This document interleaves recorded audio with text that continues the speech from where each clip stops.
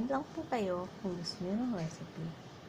Ito po sa ngayon ay hindi pa po siya perfectly luto. I-steam pa po ito.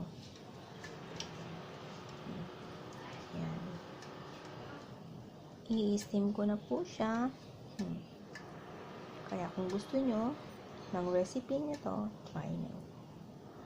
Napakaganda, napakasarap. Sure, makakalimutan nyo ang inyong name. Ayan, meron po siyang tofu sa baba.